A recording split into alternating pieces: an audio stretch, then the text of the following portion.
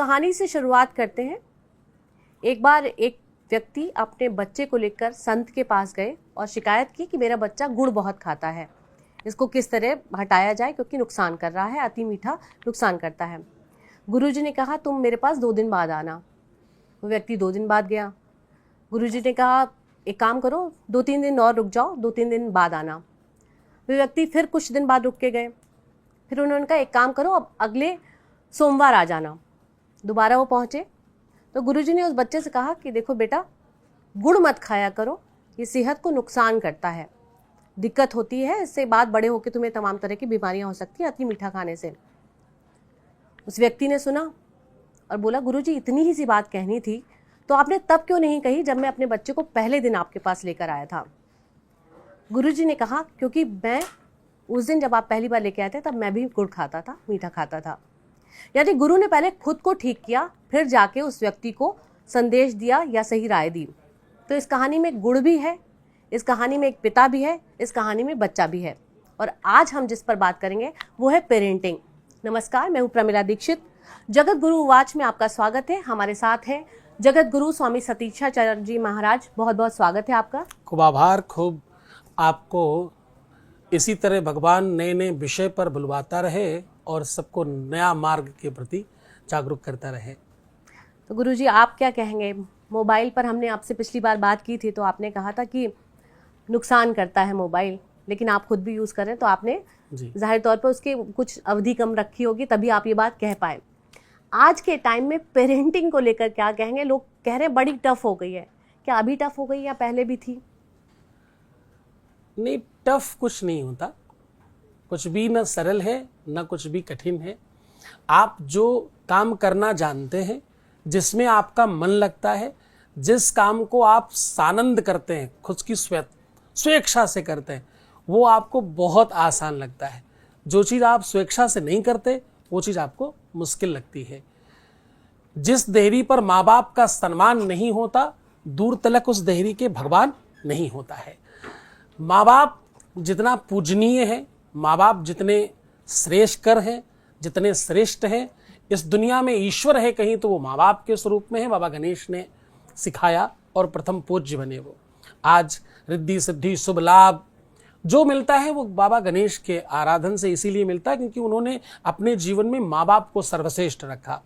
लेकिन इसके साथ साथ उतना ही आवश्यक है क्योंकि निजी धर्मों में एक धर्म माँ बाप का भी है। माँ बाप श्रेष्ठ हैं, ईश्वर तुल्य हैं, सब सत्य है, लेकिन अगर उनको अपना कर्म नहीं आता, अपना स्वयं का धर्म नहीं आता, तो वो उस पद पर रहने के अधिकारी नहीं होते और उनको उसका कष्ट उठाना पड़ता है। दुनिया में और कुछ मुश्किल नहीं है। पेरेंटिंग कठिन नहीं है, मुश्किल नहीं है। समस्या सिर्फ इतनी है कि उसमें अभिरुचि की कमी है। वो अभिरुचि नहीं है, वो सानंद नहीं है, वो स्नेह नहीं है और वो प्रेम नहीं है, और अथवा आपकी स्वेच्छा नहीं है। जिस चीज में आप स्वेच्छित होते हो वो कठिन से कठिन काम आपको आसान लगता है, उसके लिए आप सारे संसाधन जुटा लेते हो, आप खूब प्लानिंग करते हो उसके लिए करने के लिए, चाहे कितना ही बुरा कर्म क्यों नहीं हो। आपकी इच्छा है, अगर आप उसके लिए दुनिया एक कर दोगे और आपको आसान लगेगा, वो आप आसान कर लेंगे उसको।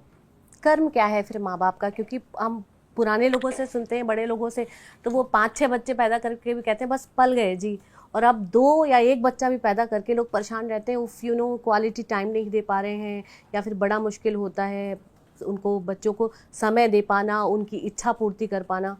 क्या फ़र्क है इन दोनों में? वही जो हमने आपको बताया, धर्म। धर्म क्या है? धर्म है आपके त्याग का परिणाम। आज मैंने धर्म की यात्रा शुरू करी तो सबसे पहले क्या किया? परिवार त्यागा, घर त्यागा, अपने सुखों को त्यागा। हमारे पास आज पॉकेट नहीं है, हमारे पास मोबाइल है पर हमारे पास नहीं होता।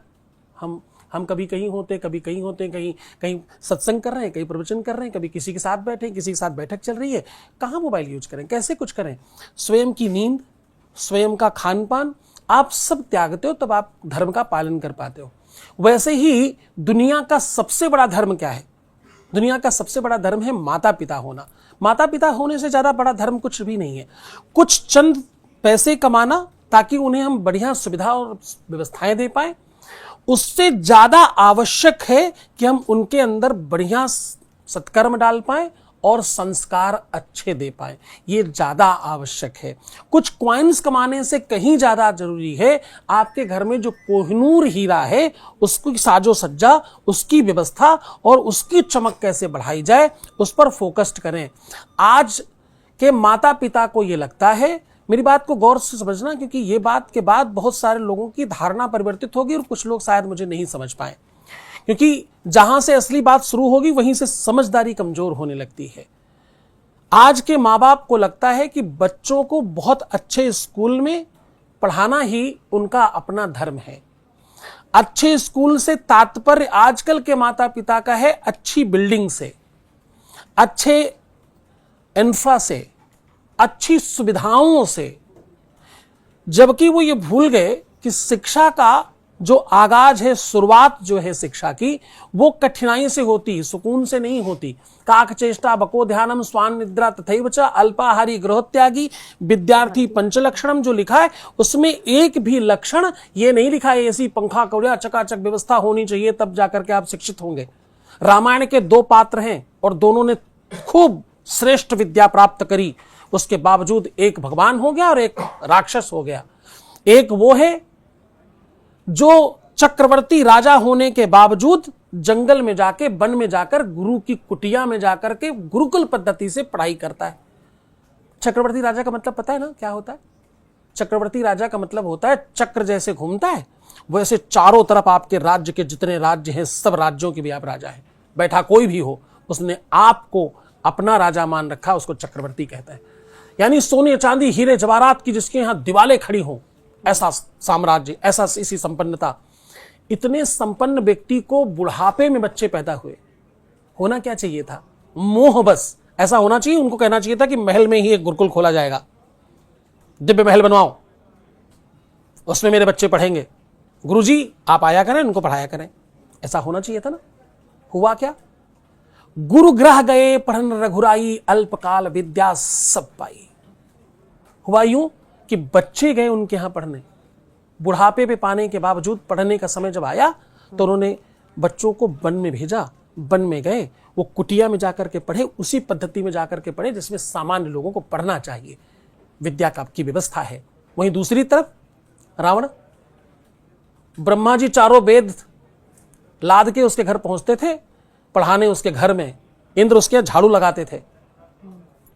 एक वो जो गुरुकुल पढ़ने गया, दूसरा वो जिसके यहां गुरुकुल क्या यूनिवर्सिटी खुद ही पहुंचती थी पढ़ाने कि तुम पढ़ लो। उसने पढ़ा तो, दोनों ने पढ़ाई करी, दोनों ने शिक्षा ग्रहण की। आप रावण को विद्वता में कम नहीं कह सकते, लेकिन आचरण में, संस्कारों में, पद्धति में, मान्यता में, वो पेरेंटिंग में कमजोर हो गए उनके माता पिता। वहां गड़बड़ था। वहां पिता ऋषि था, माता राक्षसी थी। उसका जो संसर्ग हुआ ना, बस वही सबसे बड़ा दोष हो गया।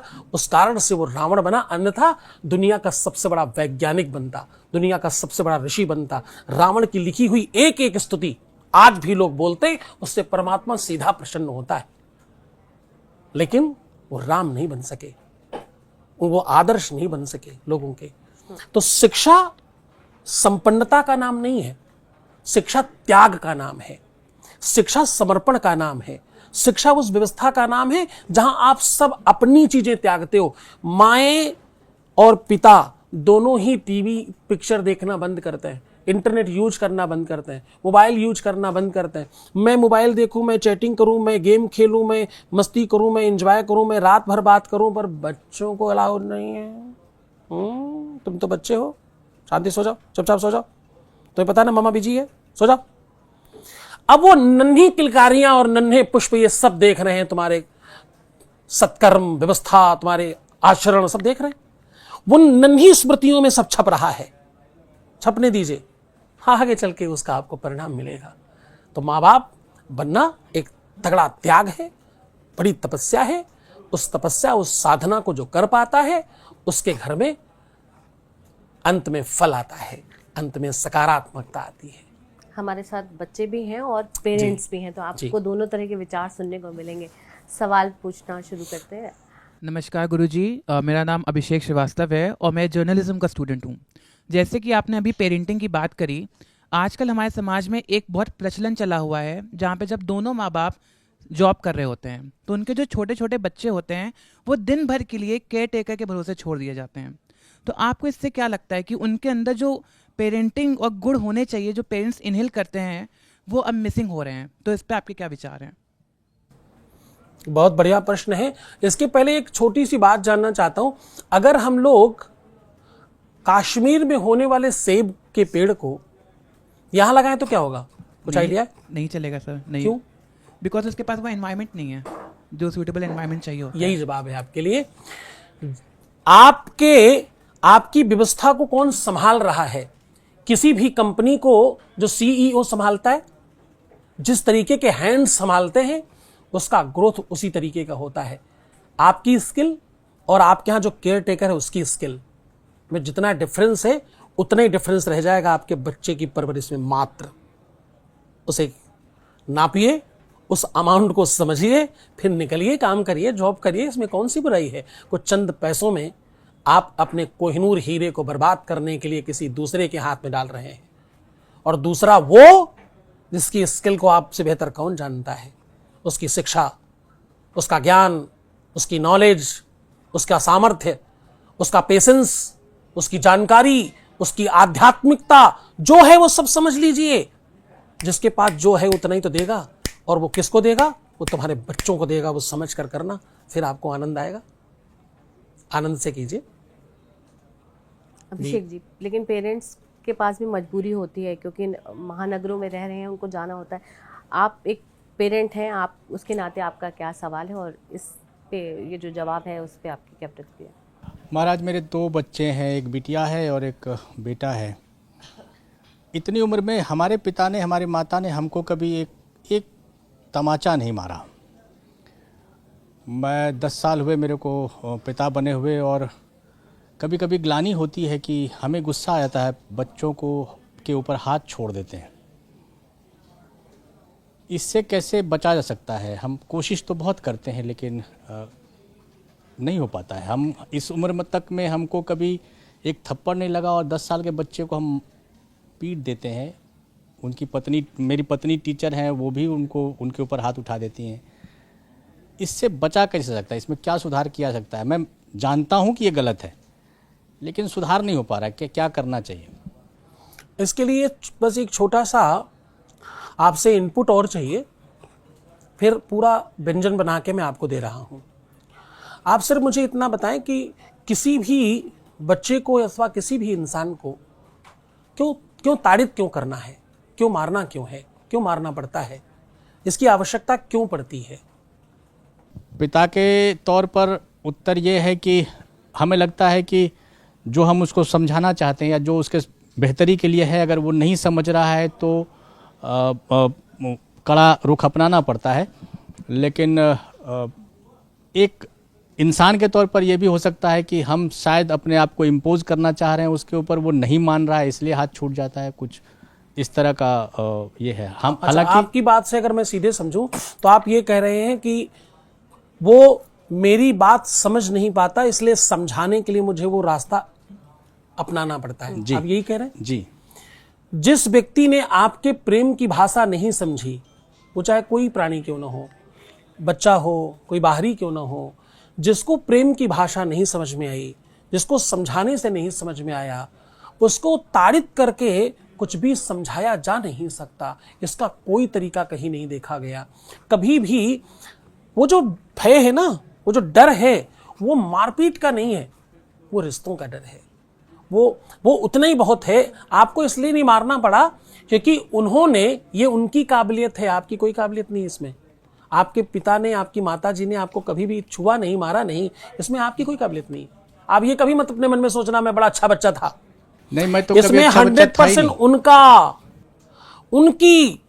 उनकी व्यवस्था, उनके पालने का ढंग, किसी भी कंपनी को मैं थोड़ी देर पहले कह रहा था, चलाने वाले का नजरिया, उसका तरीका, उसका ढंग मारना पड़ेगा ही नहीं। आंख ही बहुत है। उन्होंने वो अपनी दहशत, अपना डर, अपना भय उस तरह बना रखा था कि वो देख भी लें तो आपको लगता होगा कि बस अब कुछ भी हो जाएगा।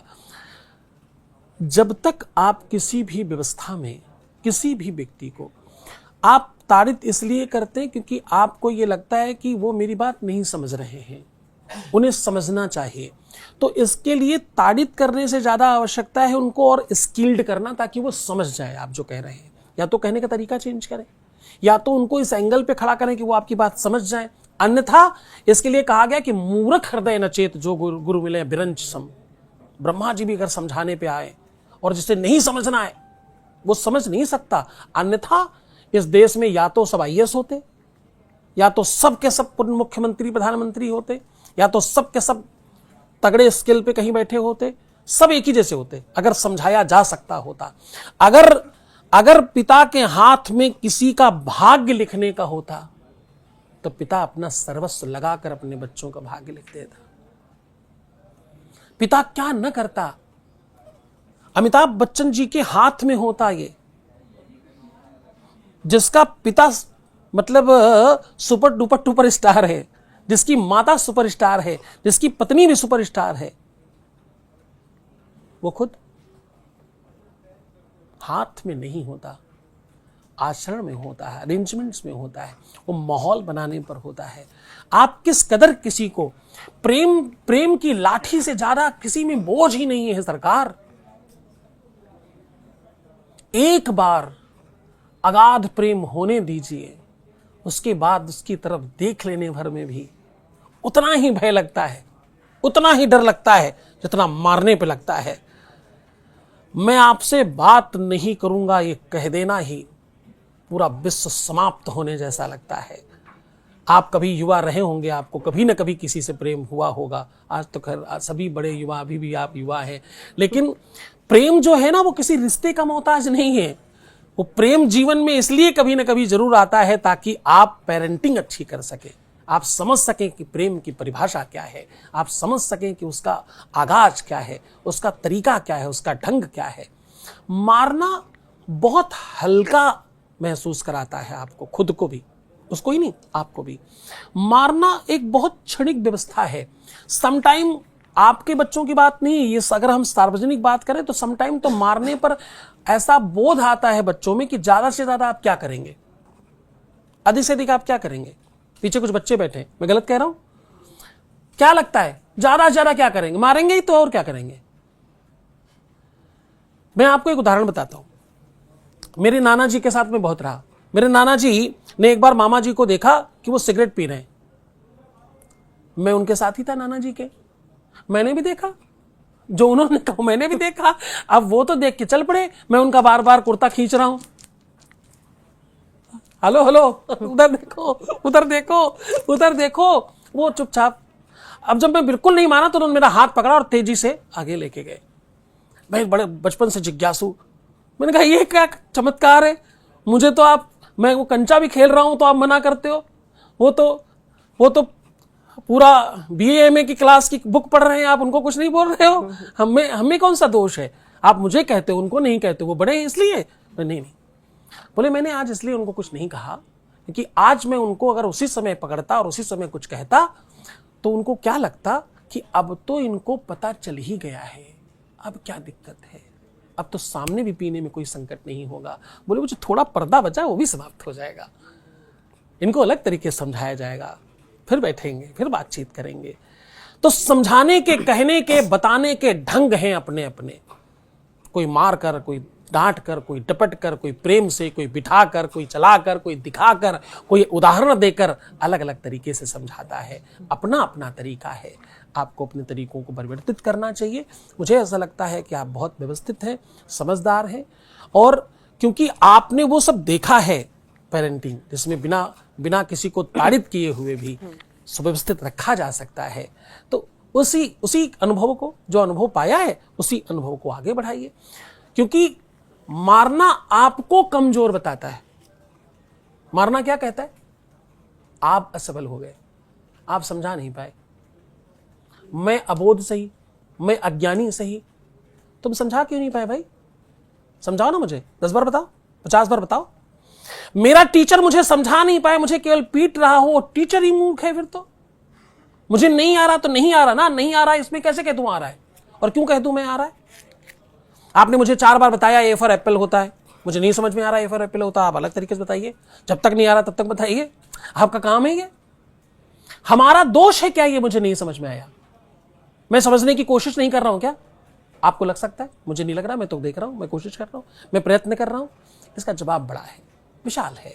सूक्ष्मता में हमने जो अनुभव ग्रहण किया उसका पालन करें। मारना ताड़ित करना उल्टा है, उससे सुधारा नहीं जा सकता, उससे बिगाड़ा भी जा सकता है। तो जिससे दोनों चीजें हो सकती वो नहीं करना, जिससे सिर्फ सुधारा जा सकता वही करना है। गुरुजी, पेरेंट्स में बड़ी तरह के अब कंफ्यूजन भी रहता है। एक तरफ जैसे अब अभिषेक जी कह रहे हैं कि उनके पिताजी ने कभी मारा नहीं, इन्होंने मारा तो ये नाराज है। एक तरफ अंकिता है, हम उनके हाथ पे टैटू देख सकते हैं, उन्होंने मातृ पितृ देवो भव लिखा रखा है। ये रिस्पेक्ट से लिखवा रखा होगा, या इतना प्रेम होगा, या इतने आपके पेरेंट्स फ्रेंडली होंगे? तो इन सब के बीच सामंजस्य बन नहीं पाता। आजकल के पेरेंट्स तो फ्रेंडली बनने की भी कोशिश करते हैं, लेकिन वो दोस्ती हो ही नहीं पाती। अच्छा, क्यों लिखा है आपने?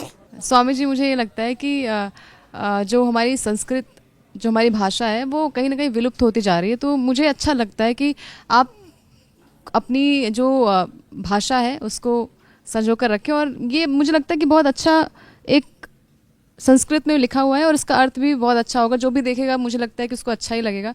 मैंने खुद के लिए करवाया अपने लिए कि मुझे अच्छा लग रहा है, और बाकी भी अगर कोई देखता भी है तो उसको भी अच्छा लगता है। तो ये पॉजिटिव तरीके से है मेरे लिए। अच्छा, मतलब आपने इसलिए लिखा है क्योंकि ये संस्कृत में है।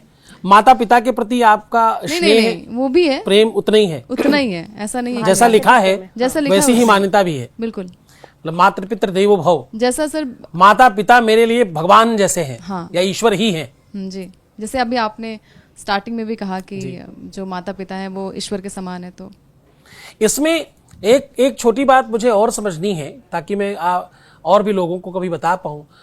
मातृ पितृ देवो भव, ये आपने माना, इसमें आपकी महानता है या माँ बाप की? मुझे लगता है कि माँ बाप की। वो ऐसे थे कि आपको मानना पड़ा? हैं वो ऐसे अच्छे हैं, मतलब वो हमेशा ऐसे से हैं अच्छे हैं। इसलिए आपने माना? बिल्कुल। या आपने मान रखा है, आपकी मान्यता बड़ी है, आप बड़े समझदार हो, शिक्षित हो, पढ़े लिखे हो, आप दुनिया से अलग हो, आपको संस्कार अच्छे मिले, इसलिए आपने मान रखा कि वो भगवान जैसे हैं? वो भगवान जैसे हैं इसलिए आप मानती हैं, अथवा आप मानती हैं कि वो भगवान हैं? दोनों इक्वल है मेरे लिए। इक्वल है जी, बस यही जवाब है। देखो अभिषेक जी, माँ बाप भगवान जैसे हैं इसलिए ही हम मानते हैं। हम मानते हैं इसलिए थोड़ी भगवान है। हम क्या है? हमने तो वही माना है। हम सब हाड़ मांस से बने हुए लोग हैं। हमने वही माना सदैव जो हमें सिखाया गया। एक मैं अभी कहीं पढ़ रहा था, एक बेटे ने अपनी मां को ऑस्ट्रेलिया ले जाकर कहा कि मम्मी कैसा लग रहा है तुम्हें ऑस्ट्रेलिया आकर? तुमने कभी सोचा था कि मैं कभी ऑस्ट्रेलिया जाऊंगी? तो मां ने उसका चेहरा देखते हुए कहा, बेटा मैंने जब तुझे पैदा किया था तो तुझे ऑस्ट्रेलिया की स्पेलिंग भी नहीं पता थी। तुझे इस लायक मैंने ही बनाया है कि तू ऑस्ट्रेलिया आकर मुझे ला सके। ये मेरी ही तपस्या है, मेरी ही साधना है। तेरे शरीर में जितना रक्त बह रहा है, तू जो भी है, तो जिस लायक बना है, तूने जो पढ़ा है मैंने पढ़ाया है। इस वृद्धा ने अपनी ताकत से तुझे पढ़ाया है, उस लायक तुझे बनाया है कि तू आज ये कह सके कि ऑस्ट्रेलिया आकर कैसा लग रहा है। वैसा ही लग रहा है जैसा एक पेड़ को लगाने वाले को लगता होगा कि फल उससे पूछेंगे खा के कैसा लग रहा है। बहुत परिश्रम के बाद फल मीठा खाकर अच्छा लगता है। क्यों? क्योंकि उस पर बहुत परिश्रम किया गया है। स्वामी जी, मेरा एक सवाल और है आपसे। सवाल ये है कि एक महिला होने के नाते मेरा सवाल इसलिए भी है क्योंकि जो रेपिस्ट बनते हैं, जो रेप करते हैं, क्या उनके माता पिता उनको, जैसे आपने पेरेंटिंग की बात कही, तो कभी भी हमने देखा है कि जब उनके माता पिता से सवाल किया जाता है तो वो हमेशा यही कहते हैं कि हमने कभी नहीं कहा कि आप एक ऐसा बेटा जो घर में ऐसा है लेकिन बाहर एक जानवर की तरह हम उसको संज्ञा दे सकते हैं। तो क्या आपके हिसाब से लगता है कि वो पेरेंट्स उनको ये पेरेंटिंग सिखाते होंगे? मैं आपको बहुत विनम्रता से कहूँगा, क्योंकि आपने जो पूछा है इसका जवाब देने के लिए अगर मुझे बचना हो तो मुझे कहना चाहिए ऐसा नहीं है, पर मैं आपको विनम्रता से कहूँगा ऐसा ही है। उसका बड़ा कारण है, किसी भी आपने पुरानी कैसेट देखी? उस कैसेट में जो रिकॉर्ड किया गया है, जब बजाया जाएगा वही निकलेगा, किसी न किसी रूप में। आपके यहां डस्टबिन है? हाँ जी ना जी है। डस्टबिन में मैंने केले के छिलके डाले, दूसरे दिन आम के डाले, चौथे दिन आलू के डाले, और ऐसे डालते डालते लास्ट तक मैंने दुनिया भर की सब चीजें डाली और 1 महीना उसको उधर ही पड़ा रहने दिया। वो बिल्कुल ब्लैक हो गया, सड़ गया, बिल्कुल कचड़ा जैसा हो गया। फिर उठाकर मैंने जमीन पर रखा और फिर मैं उसमें से ये चाहूं कि इसमें से केले वाला, आम वाला, अमरूद वाला अलग अलग निकाल लूं, ऐसा पॉसिबल हो जाएगा? नहीं होगा। नहीं होगा।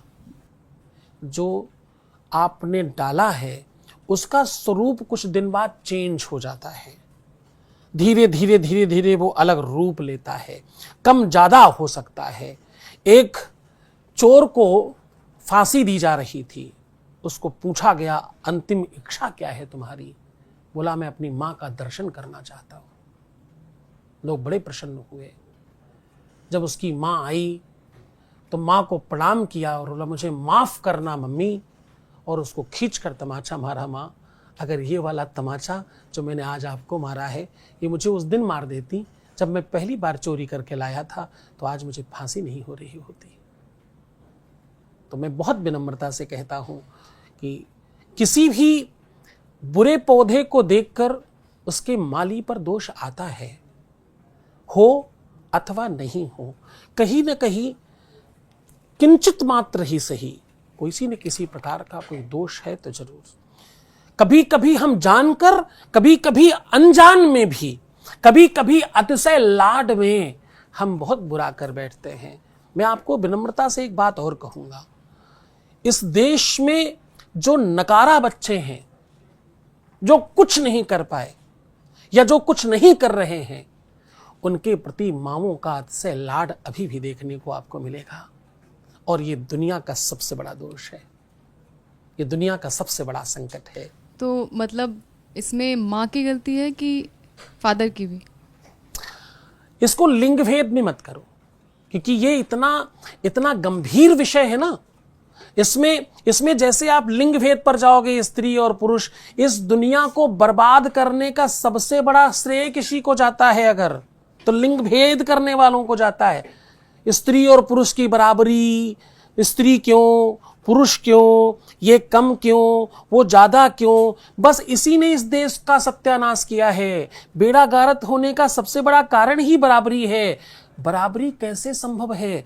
एक लड़की, एक बिटिया, एक लाडली, एक महालक्ष्मी, एक दुर्गा, एक सरस्वती, एक काली, एक दुनिया की सबसे सर्वश्रेष्ठ शक्ति पेट तक में लड़के से ज्यादा जल्दी बड़ी होती है। उसकी बराबरी कौन कर सकता है? जो सबको जन्म देती है उसकी बराबरी कौन कर सकता है? और क्यों ही करना है? सदैव लड़की से लड़का बड़ा शादी में इसलिए नहीं रखा जाता कि पुरुष प्रधान है, नहीं नहीं नहीं नहीं, इसलिए बड़ा रखता जाता ताकि समानता हो सके। लड़की बड़ी है बहुत, वो अपने उम्र से कई साल आगे चलती है, इसलिए बराबर करने के लिए पुरुषों की एज ज्यादा रखी जाती है। उसमें ये मत सोचिए कि लिंग भेद करके पुरुष की गलती कम है क्या। पुरुष का ये सब काम ही नहीं ना, पुरुष कर ही नहीं सकता, पुरुष में वो सामर्थ्य नहीं है। पुरुष मां नहीं बन सकता ना। एक पुरुष बच्चे को पालित पोषित करने के लिए 20 बार वो अगर गीला करे तो 21वीं बार में पुरुष पीट बैठेगा। उसमें वो सामर्थ्य नहीं है, उतना सहन शक्ति नहीं है, उतनी चीजों को सहन करने का सामर्थ्य ही नहीं है उसमें। सहनशीलता, सौम्यता, ममत्व, ये सब की तो ये सारी धरोहर तो एक ही जगह है। उसको लिंग भेद में मत करो। लेकिन स्वामी जी, इसको करने के बाद भी माँ को ही ब्लेम किया जाता है कि तुमने ऐसा कर दिया, तुमने ये कर दिया। आपने कहा ममत्व, ममता, बहुत सारी चीजें, केयर माँ से भी ज्यादा किसी को ब्लेम किया जाता है, उसका नाम बताइए। माँ से भी ज्यादा। थिंक अबाउट इट, सोचो। भगवान, कुछ भी बुरा हो जाए दुनिया में, ज्यादा बारिश हो गई, अरे भगवान बड़ा गलत कर रहे हैं। कम बारिश हुई, भगवान बड़ा गलत है भैया, कम से कम बारिश तो हो जाती यार, सब सूखा पड़ा, भगवान बड़ा अत्याचार कर रहे हैं। ज्यादा गर्मी हो गई, कम ठंडी हुई, ज्यादा ठंडी हुई, हर परिस्थिति में कोई किसी को कोस रहा है, उसका नाम है भगवान। हर परिस्थिति में एक को कोसा जा रहा है, उसका नाम है ईश्वर। जिसको ज्यादा कोसा जाता वो छोटा नहीं होता, वो ज्यादा बड़ा होता है। जिम्मेदारियां आप पर डालने का मतलब ये नहीं है कि तुम कमजोर हो, तुम ज्यादा ताकतवर हो। आप लोड कहां डालते हो, किधर रखते हो? 100 ग्राम के ग्लास में आप 4 लीटर दूध रखती हैं क्या घर में? नहीं, उतना ही रखेंगे जितनी हो सकती है। उसमें सामर्थ्य है ज्यादा है उसमें, इसलिए उसको कहा जाता है। शक्ति है उसमें ज्यादा, इसलिए उसको कहा जाता है। इस देश को बर्बाद करने में सबसे बड़ा श्रेय इसी पॉइंट को जाता है, लड़की और लड़का बराबर क्यों नहीं। अरे भैया तुम बहुत बड़े हो ऑलरेडी, तुमको क्या बराबरी की जरूरत है? तुमको तो बराबरी कर ही नहीं सकते जो लोग, उनसे क्या बराबरी करना। अब आप इतने बड़े होके छोटे से बच्चे से हाथ लड़ाते समय, वो पंजा लड़ाते हैं ना, कोई छोटा बच्चा आपके सामने आए और बोले मुझे पंजा लड़ाना है, आप क्या करोगे? आप हार जाओगी। वो हार में ही जीत है, उसी में मजा है, आपको तगड़ा मजा आएगा उसमें, तो आप आनंदित हो जाएंगी। आप उसे कहेंगे देखा तुम, अरे मुझे हरा दिया। यही आनंद है। इस आनंद को हम भूल गए, इसीलिए हम परास्त हो गए। हम अब परास्त हुए हैं। हम परास्त होके परास्त थोड़ी थे, हम तो जीत कर हार गए।